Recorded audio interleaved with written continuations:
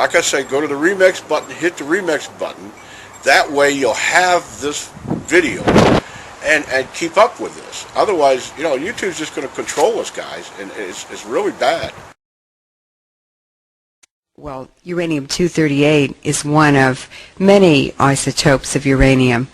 There are only 3 natural ones, and they occur throughout the universe like fairy dust.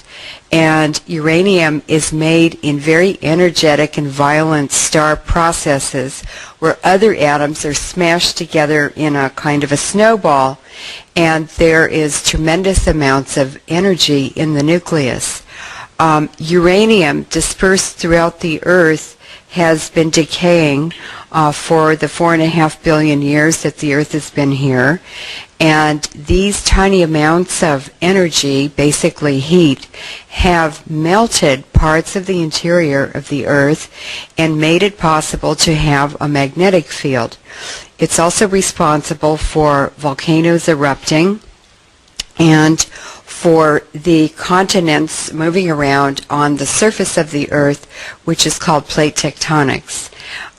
Uranium, which is natural radiation, the isotopes that occur in nature, and the background natural radiation is, we have to say, natural background levels are pre-1905, because since then man has been introducing man-made radiation and extra amounts of radiation into our environment. Well, Hanford has 200 square miles of contaminated groundwater below the site there, and that is spreading over time because the contaminants in the soil are leaking at a constant rate into the, into the groundwater. I know this sounds incredible to people, but there are 40 miles of unlined trenches at Hanford, if you stretch them end to end, into which our federal government, your government, was dumping radioactive waste from nuclear weapons production and its own reactors until the year 2004, when we put those pictures on air and in our campaign literature for Initiative 297. It's been against the law for decades for a municipal government to dump in municipal garbage in unlined landfills, but our federal government thinks it's okay for radioactive waste, even though it seeps right out of those trenches, and that stuff is all moving through the soil to the Columbia River.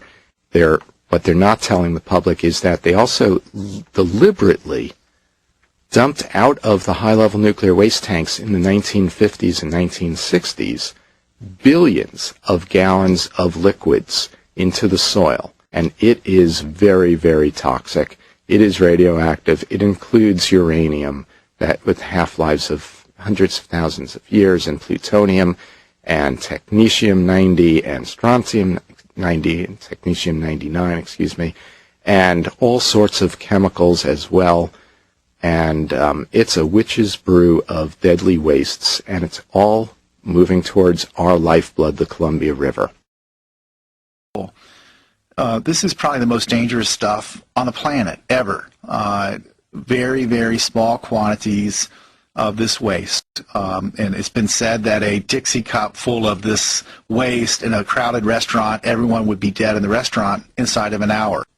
Even the amount that would fit on the leg of a fruit fly is considered a problem dose, and that's happened at Hanford. Fruit flies have landed on contaminated materials and then flown off to go to the lunchroom and deposit contamination on food and on tables and whatnot, and they've had to evacuate a 20-acre area at the Hanford site because of hot fruit flies and wasps. So this waste in these tanks is very dangerous in small quantities.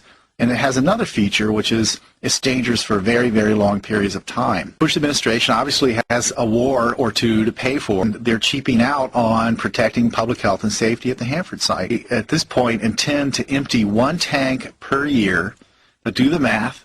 170 tanks left to go to empty out. Over 100 years to empty out the tanks at Hanford. I mean, no way will those tanks last that long. I mean, one small earthquake out there could spell disaster for this region. I think you said the Hanford was getting for cleanup $2 billion a year. Yes. And I think that's what we spend per day on the war in Iraq. Yeah, that's about right. We like to say that they spend that by breakfast in Iraq.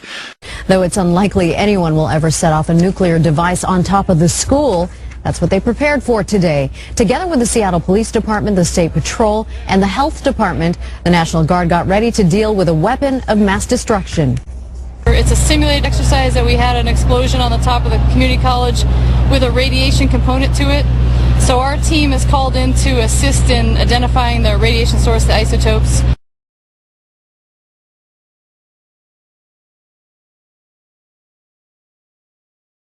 One of the most serious abuses of human rights has come through the Pentagon's development of, production of, and use of depleted uranium munitions. These munitions have created an unending toll of casualties wherever they've been used. That the mere use of such munitions constitutes an offense against humanity. We're talking about something that will never go away. This is an aluminum model of one tank round that's fired by an Abrams tank. This is aluminum. If this was actual, this thing would be over 10 pounds of solid uranium. We know contaminated with plutonium, neptunium, and americium. You fire one of these rounds, 40% breaks up into dust and oxides that be inhaled, ingested, absorbed, contaminate air, water, and soil. The United States Army Environmental Policy Institute, which is co-located here, confirmed that in their 1995 report. They stated, quote, "There is no way to reduce the toxicity of uranium munitions." And they ignore it and continue today. First of all, I'd like to mention that DU, depleted uranium, had a prior name, and it was DOLRAM. All the military manuals refer to it as DOLRAM, D-U-L-L-R-A-M, which is depleted uranium, low-level radioactive material. Well, they so eloquently remove the LLRAM and just call it depleted uranium now, and remove the low-level radiation part of it, minutely enough. I don't know how they got to go hide that part. I don't know where the science was that allowed them to take those last four parts of the acronym off. Because we know that the blood donor system has been contaminated. We know that the organ donor system is contaminated. If you have a returning soldier coming from this battlefield, and what they like to do in the military is they like to do command-directed blood donors.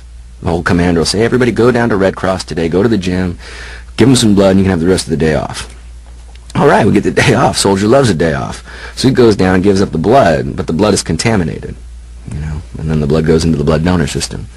And then you want to get a kidney from a healthy little 21-year-old who just returned from the combat field, but the kidney is the most exposed organ to these heavy metals because the fluids are pushing them through to excrete and like that, and they just rip through these organs.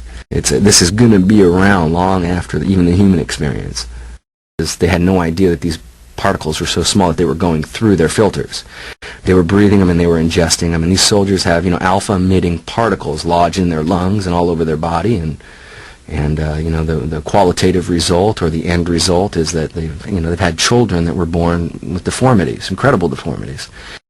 Some people have described it that we will be at war with Iraq till the end of Earth because we cannot turn off the weapons that we used against Iraq.